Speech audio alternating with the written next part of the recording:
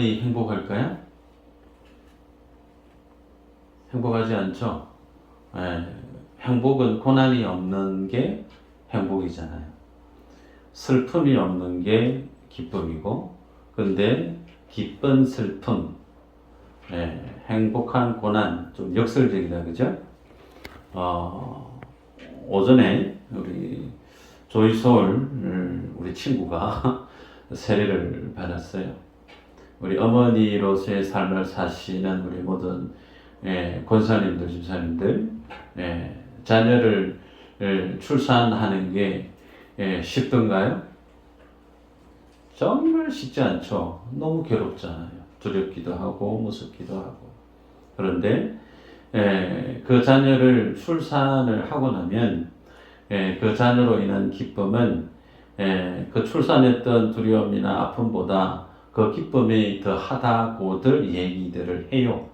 저는 잘 모르지만 아마 공감들 안 하시겠나 싶은데 마치 그와 같은 것이 행복한 고난이라는 거죠.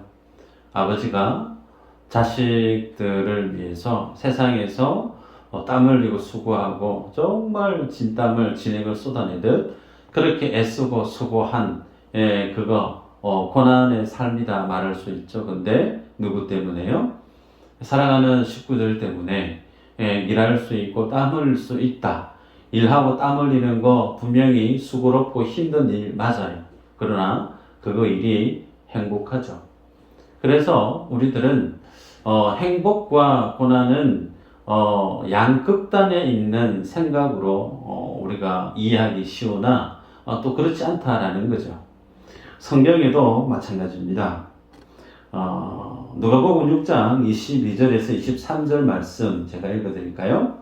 인자로 말미암아 사람들이 너희를 미워하며 멀리하고 욕하고 너희 이름을 악하다 하여 버릴 때에는 너희에게 복이 있도다. 그날에 기뻐하고 뛰놀라. 하늘에서 내 상이 큼이라. 그들의 조상들이 선지자들에게 이와 같이 하였느니라. 이 말씀은 예수님이 제자들을 부르실 때 하셨던 말씀이에요. 제자들을 한 사람 불러서 물고기 잡는 어부가 아닌 사람 낚는 어부 되게 만들겠다. 그러시면서 처음에 제자들을 불렀을 때 하신 말씀이 이 말씀이에요. 그래서 예수님은 제자들을 불러서 그들이 예수 그리스도를 믿음으로 살아갈 그들의 삶의 내용이 어떠함을 처음부터 아예 알려주고 제자들을 콜링했다는 거예요. 여러분, 제자들에게 있어서 주님이 방금 읽었던 말씀에 보면 기뻐하고 뛰놀아라. 너희의 복이 있다. 그랬는데 그 복이라고 말씀하시는 실제 내용을 방금 읽었지만 살펴볼까요? 보니까 제자들이 미움을 받는다 그랬어요. 사람들에게 멀리 소위 왕따 당한다 말씀합니다. 사람들이 베드로와 바울과 여러 제자들이 지나갈 때 막 손가락질하고 욕을 했다는 거죠. 혹은 야, 저 악한 놈들 욕하는 것을 뛰어넘어서 아예 그냥 자칫 잘못하면 돌이 날라올 법한 그런 어떤 위기, 그걸 더 뛰어넘어서 너희를 버린다 그래요. 소위 세상에서 아예 그냥 왕따를 당하고 세상에서 갖은 모욕을 당하고 서러움을 당하고 괴로움을 당하는 누구 때문에요? 예수 그리스도 때문에. 그러한 삶을 살아가는 것을 예수님은 뭐라고 정의하냐면 복이 있다 그렇게 말씀해요. 오후 시간이 되면 그분이 계속 몰려오죠. 힘내시기 바랍니다. 여쭤볼까요? 이 복을 여러분 받기를 원하십니까? 예수님 때문에 왕따 당하기를 기뻐하세요? 예수님 때문에 아우 저 나쁜 놈 그러면서 막 욕먹는 것을 여러분 좋아하시겠어요? 사람들에게 저 쓸모없는 인간 그러면서 막 버림을 당하고 무시를 당하고 속된 표현으로 갈굼을 당하는 그런 인생. 여러분, 그것을 주님은 제자들을 처음에 보자마자 너희가 복이 있다 그랬으면서 그 복된 삶의 내용을 이와 같이 얘기하고 있단 말이죠. 우리들은 세상에서 미움받는 걸 즐겨할 사람 아무도 없어요. 솔직하게. 우리들은 직장에서 세상에서 어느 누구에게도 무시당하는 것을 쉬 인정하고 이해하고 너그럽게 넘어갈 만한 마음이 솔직히 우리에게는 없어요. 그런데 그러한 삶을 산다는 거예요. 누가요? 예수님이 제자로 부른 자들입니다. 중요한 것은 제자들이 내가 미움을 받는 거, 다른 사람들에게 버림을 당하는 거 원하지 않음에도 불구하고 너희들은 그렇게 된다는 거예요. 그 삶을 그렇게 살게 하시리가 예수 그리스도시다라는 거죠. 전제가 뭐냐면 너희가 내 제자가 되어지면 이라는 겁니다. 이 말씀은 예수님에게 제자로 불림을 받은 사람들에게만 해당되어지는 것이 아니에요. 내 안에 다른 사람들부터 욕먹는 거, 미움당하는 거, 버림당하는 거, 왕따당하는 거, 모욕, 수욕당하는 그 모든 것들 나는 다 피해 다니고 싶다. 그런 마음으로 하나님 모든 고난과 시련과 아픔은 저하고는 별로 상관이 없는 거거든요. 저는 많은 사람들에게 대접받고 인정받고 그래서 세상 사람들에게 마치 존경을 받는 사랑받는 그 삶을 내가 살고 싶습니다라고 여러분이 간절하게 기도하실 수 있어요. 그런데 중요한 것은 내가 어떤 삶을 원하든 그거에 무관하게 하나님은 우리들을 어떤 삶으로 몰아가시고 당겨 가시느냐면 예수 그리스도 때문에 다른 사람들에게 미움을 받고 버림을 당하고 세상 가운데 곤욕을 당하는 인생으로 주님은 우리를 그렇게 세워 가신다라는 거예요. 그래서 그런 삶을 살아갈 때 자기 자신을 어떻게 이해해야 되느냐면 참 내 인생 불쌍하다가 아니라 주님이 뭐라고 말씀하죠? 기뻐하고 뛰놀아라. 여러분 펄쩍펄쩍 뛰면서 기뻐가지고 막 박수 쳐보신 적이 얼마나 되신지 모르겠지만 사랑하는 내 아들, 딸이 원했던 대학에 턱하니 붙었어요. 남들 막 하기 힘들었던 취업 시험을 패스를 했어요.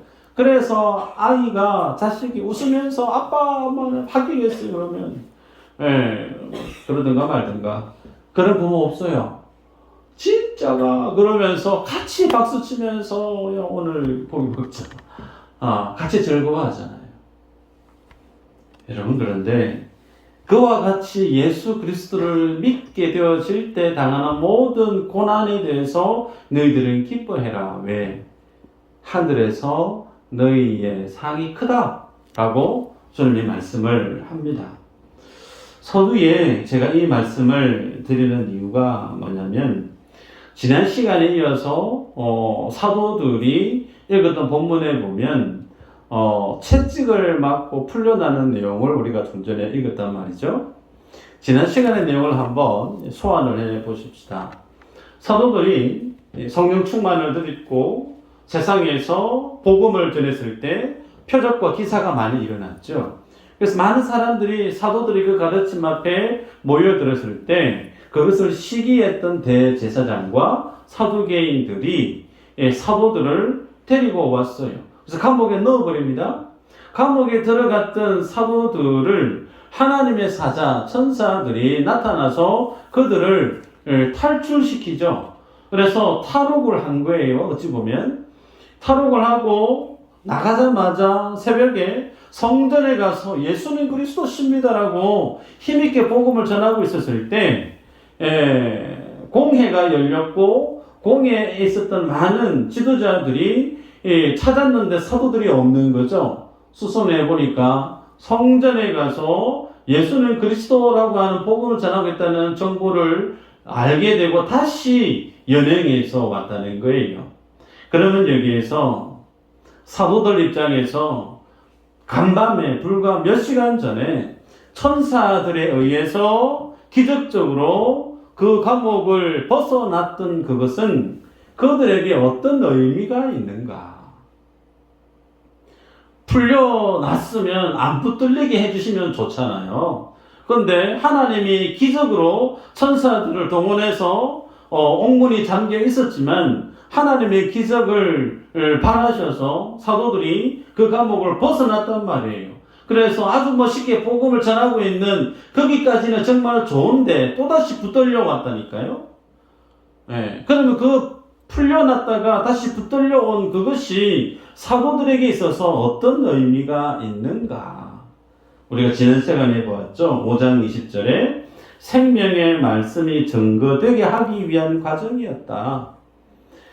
복음을 전하는 사도들, 베드로, 바울, 여러 많은 사도들은 감옥에 감금할 수 있으나 그들의 육체는 감금을 당하나 그들 속에 살아 역사하시는 하나님의 생명의 말씀은 전혀 막혀질 수 없고 닫혀질 수 없는 하나님의 주권적인 능력 가운데 확산되어지고 증거되어지는 하나님의 생명의 말씀의 사역, 이 역사를 보여주게 하기 위해서 천사들을 동원해서 사도들이 붙들렸다가 다시금 풀려났다가 또다시 붙들리는 과정을 보여주고 있는 거죠.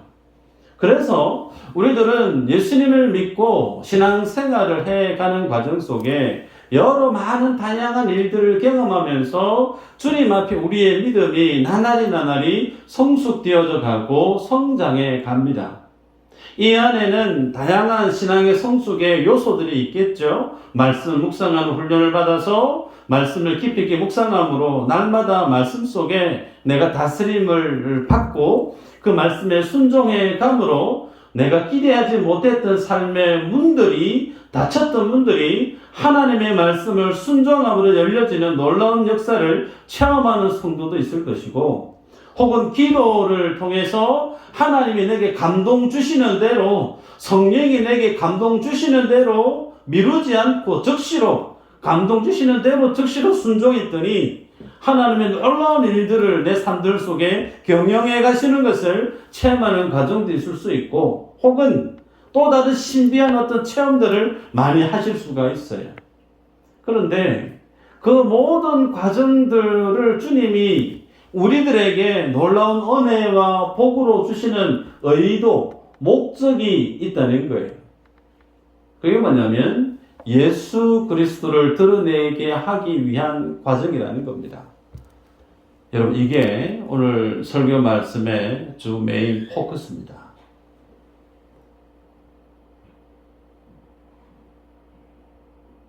성도가 세상을 살아갈 때 다양한 필요들이 있는데 그 필요를 주님이 다 주세요.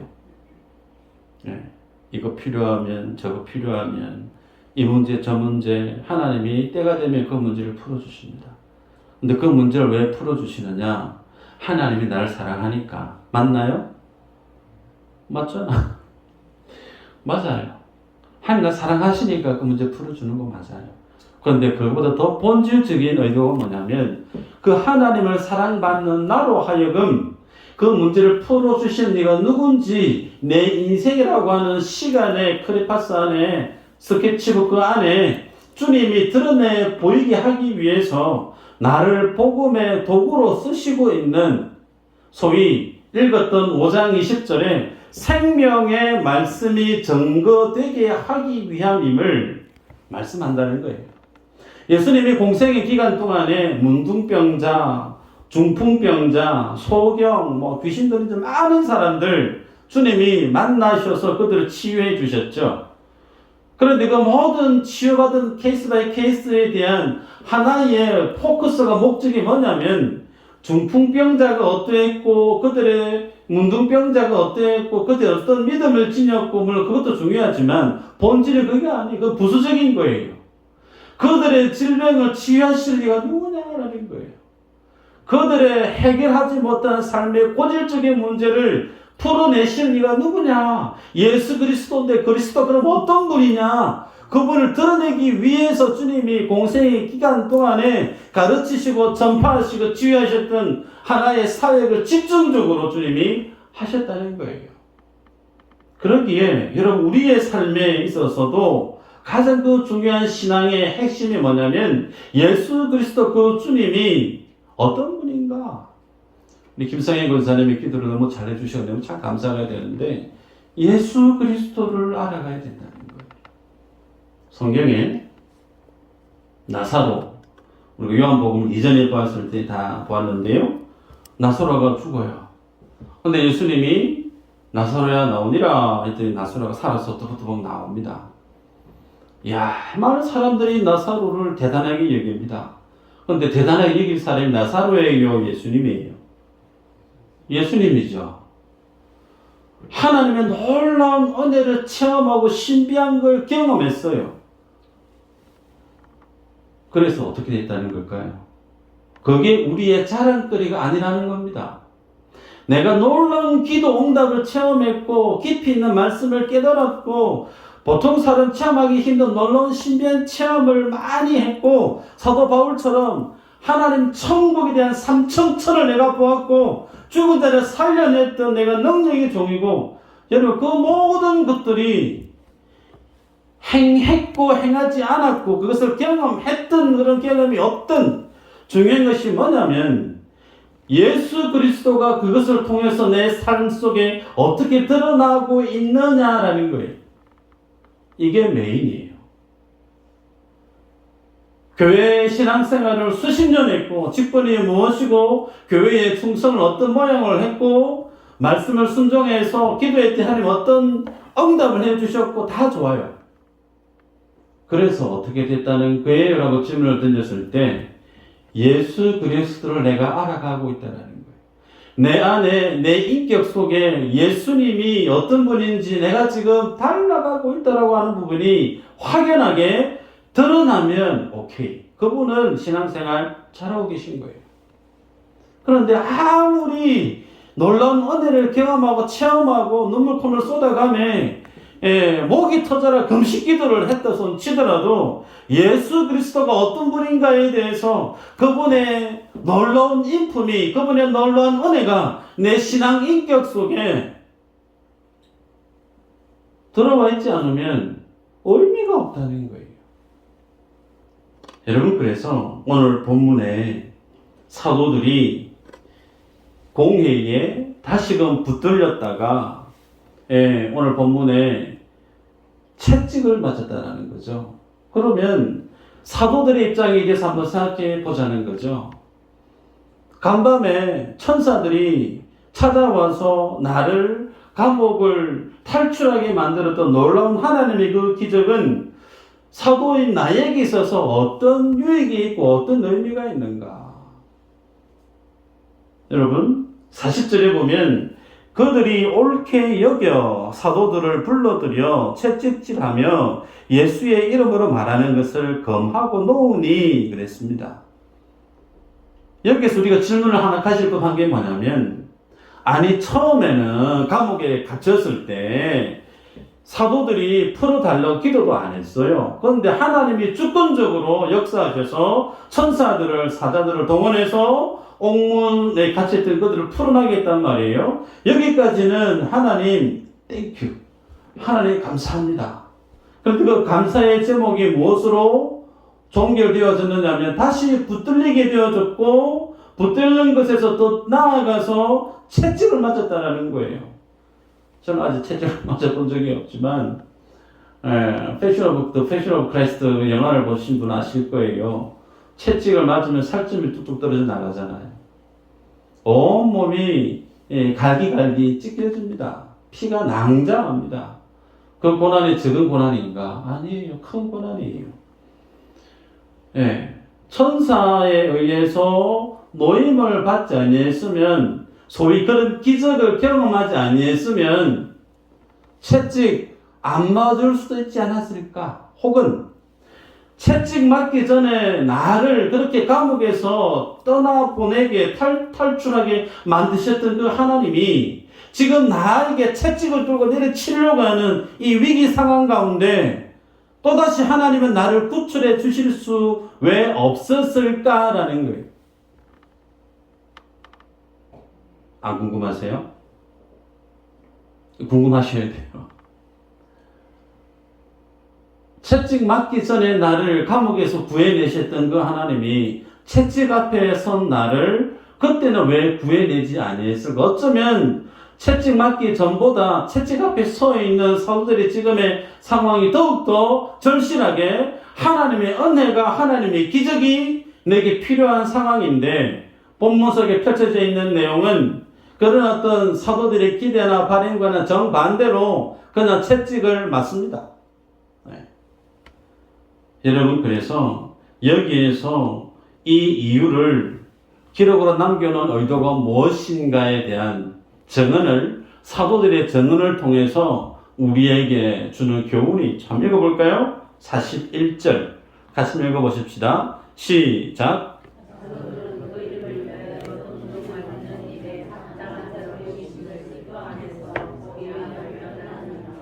네. 능력 받는 일에 합당한 자로 여기심을 기뻐하면서 공의 앞을 떠난다. 대제사장과 사두개인과 공회 원로원들의 사람들은 절대 권력을 거머쥔 사람이에요.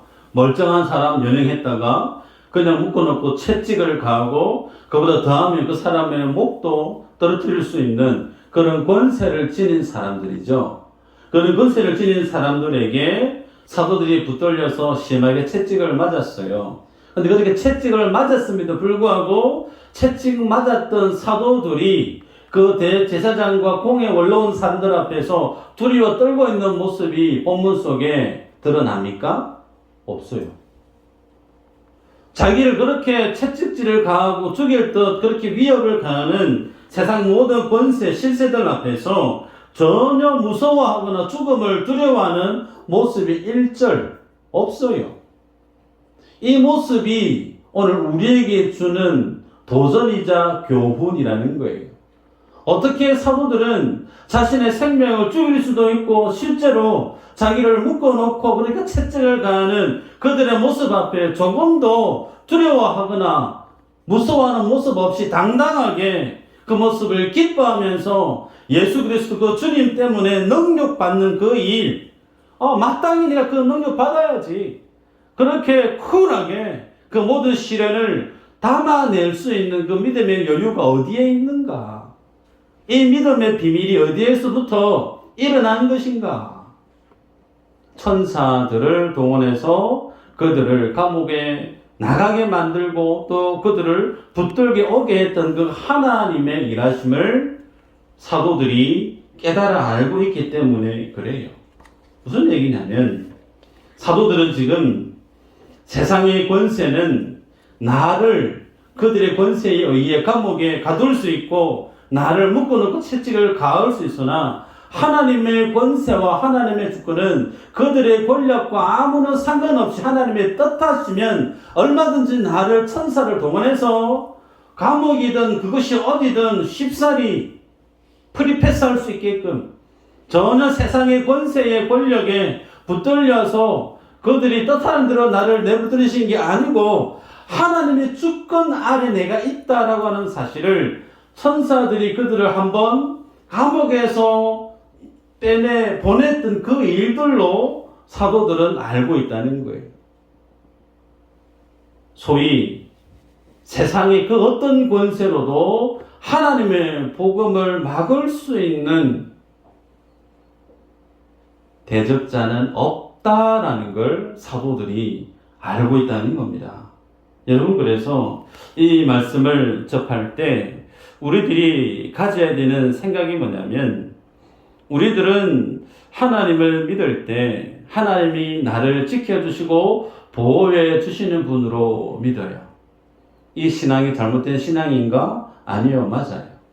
하나님은 우리를 지키시고 인도하시고 보호하시는 분 맞습니다. 그런데 왜 하나님이 여러분을 지키셔야 되고 여러분을 인도하셔야 되고 여러분을 위해서 동행하셔야 될까요?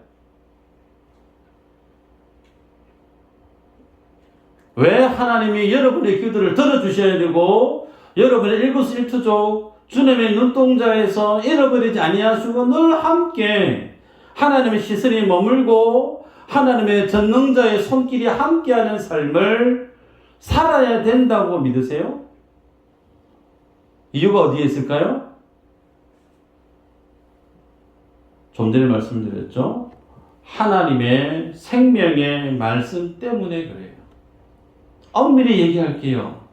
하나님은 나를 지키시는 게 아니고요. 하나님이 내게 맡겨놓으신 사명을 지키는 거예요. 하나님은 내 인생과 동행하시는 것이 아니고 하나님은 내게 맡기신 자신의 생명의 말씀을 완수해내야 될 그 생명의 말씀 때문에 주님이 우리를 지키시고 있다는 사실이죠. 그 모습이 오늘 본문 속에 고스란히 드러납니다. 여러분, 그래서 우리들이 하나님에 대해서 잘못 오해해서 안 된다는 거죠. 무조건 하나님은 나를 지키셔야만 되고 무조건 하나님은 내가 원하는 좋은 세상으로 살아가게끔 인도해 주셔야만 돼. 맞나요? 여러분, 하나님을 그렇게 믿으시면 그분은 성경이 말씀하고 있는 하나님이 아닙니다. 그 하나님은 내가 만들어 놓은 우상이지 성경이 말씀하고 있는 하나님은 그런 분이 아니란 말이에요. 말씀 한번 볼까요? 29절부터 32절에 이런 말씀이 있어요. 베드로와 사도들이 대답하여 이르되 사람보다 하나님께 순종하는 것이 마땅하니라. 너희가 나무에 달아 죽인 예수를 우리 조상의 하나님이 살리시고 이스라엘에게 회개함과 죄사함을 주시려고 그를 오른손으로 높이사 임금과 구주로 삼으셨느니라. 우리는 이 일의 증인이요 하나님이 자기에게 순종하는 사람들에게 주신 성령도 그러하니라 하더라.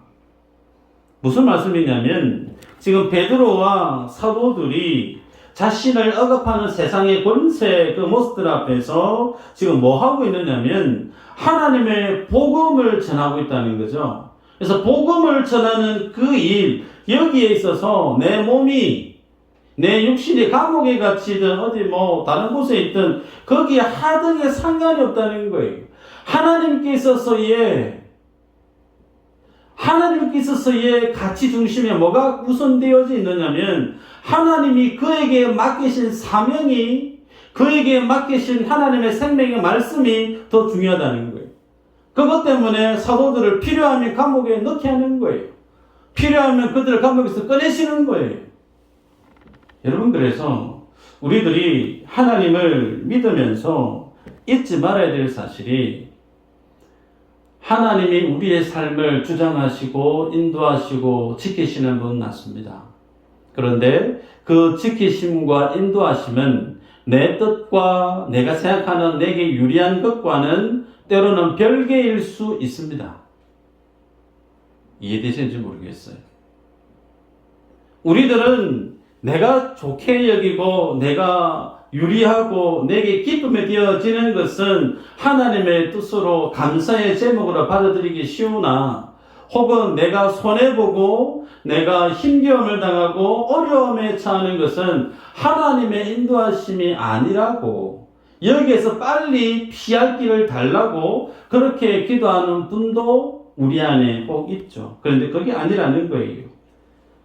여러분, 하나님은 우리를 모든 삶의 전 영역에서 우리와 함께 하시는 분임을 믿으시기를 바랍니다. 여러분이 사업을 해서 일이 잘 되든 여러분이 건강을 잃어버렸다가 건강을 찾아서 왕성하게 하나님 일을 열심히 해야 되는 그때든 혹은 정반대로 사업이 사익길에 내려막기를 향하고 문을 닫게 되어지고 정말 집안에 우환이 가득 차서 한숨이 푹푹 나오고 어디로 가야 될지 갈 길을 찾지 못하는 그렇게 막막한 상황 가운데 놓였을지라도 여러분이 이 과정 속에서도 하나님이 지금 나와 함께하고 있을까에 대한 부분에 확신이 있으셔야 된다는 거예요. 내 몸이 건강을 잃어버리고 가정에 물질이 메말라가고 아픈 앞날에 대한 진로가 막막해지고 그런 가운데 서게 되어지면 어느 누구라도 가지게 되는 믿음의 도전이 뭐냐면 하나님이 왜 나와 동행하지 않을까? 내가 지금 이렇게 힘들고 어렵고 숨쉬기 어려운 이 상황 속에 왜 하나님은 나를 이 상황 가운데, 환경 가운데 방치하실까? 그런 어떤 시간과 환경을 접하게 되어지면 그 속에는 하나님이 나와 함께 하는 것이 믿어지지 않는 거예요. 여러분, 그거 아니라는 겁니다. 하나님은 한순간도 자신의 시야 속에서, 자신의 생명책에서 자신의 백성들을 떠나보신 적이 없어요. 없어요. 다만 우리 그렇게 여길 뿐이라는 거예요. 말씀의 결론의 요지가 뭐냐면 하나님은 우리를 어느 곳에 있든 늘 인도하신다라는 거예요. 근데 그 하나님의 인도하심은 내 뜻대로 하는데 있지 않다는 거예요. 하나님의 주권이고 하나님의 책임이고 하나님의 권한 아래서 때로는 실만한 물가로 인도하시기도 하고 때로는 엄침한 골짜기로 인도하시기도 한다는 거예요. 내 삶의 형편이 어떠하든 삶의 환경이 어떠하든 그 환경 야에 따라서 하나님이 나와 함께 하냐 하지 않냐 고민할 필요가 없다는 거예요.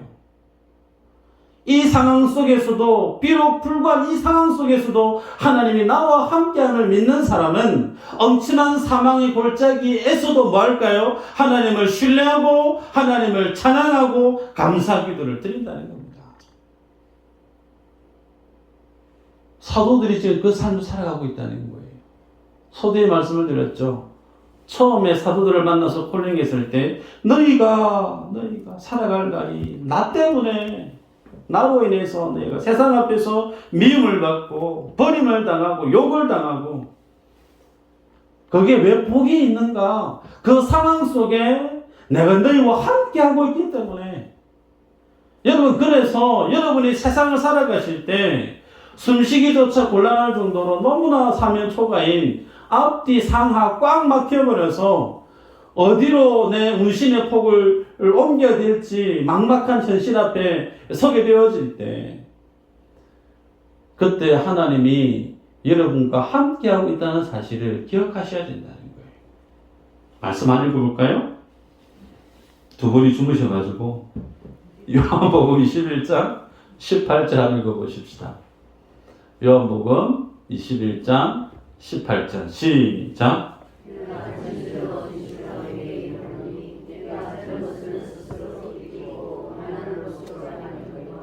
늙어서는 내 팔을 벌리리니 남이 내게 띠띠우고 원하지 아니하는 곳으로 데려가리라. 젊어서는 소위 예수님 부활하신 그 믿음의 은혜를 몰랐을 때 하나님의 은혜를 사명을 몰랐을 때 네 마음대로 돌아다닌다는 거예요. 네 원하는 대로 살았다는 거예요. 내 보기에 좋은 거, 나를 즐겁게 하는 거, 그래서 그렇게 마음대로 살았던 너였으나 네가 넓게 되어지면 소위 하나님의 뜻을 너무나 선명하게 알게 되어지고 하나님의 은혜 가운데 그 믿음의 장성한 분량에 서게 되어지면 네 인생 네 마음대로 못 산다. 남이 네 인생을 네가 원하지 않는 곳으로 데려갈 뿐만 아니라 네가 원하지 아니할지라도 남이 너의 두 팔을 벌릴 것이다. 여러분 하나님이 이끄심은 이와 같아요.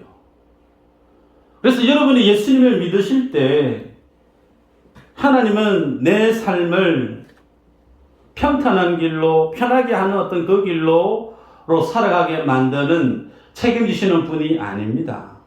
하나님은 우리를 어떤 상황에서든 예수 그리스도를 높이는 자로 만들어 가시기를 원하시는 분이에요. 여러분이 부유하게 살든 여러분이 가난하게 살든 건강하시게 살든 몸에 장애가 있고 불편함이 있게 살든 내 삶에 좋고 나쁨을 다 뛰어넘어서 어떤 상황에서든 예수 그리스도가 어떤 분인가를 내 삶 속에서 드러내 보이기를 원하시는 것 때문에 주님이 여러분의 기도를 들어주시고 여러분의 삶을 인도하신다는 거예요. 이 사실을 아는 사람은 불평이 설 자리가 없어요. 주님이 늘 나와 동행하시는 이 믿음의 진리를 분명히 내 신앙 속에 확고히 붙들고 살아가는 성도는 원망 불평이 있을 자리가 없어요. 아파도 땡큐고 사업이 좀 빈약해도 땡큐고 그래요. 그것이 하나님의 은혜를 아는 자의 놀라운 비밀이에요. 세상이 감당할 수 없는 그 믿음을 소유한 자만이 세상을 뛰어넘는 믿음의 삶을 살아갈 수 있죠. 이 믿음의 주인공들 다 되시기를 주 이름으로 축복합니다. 기도합니다.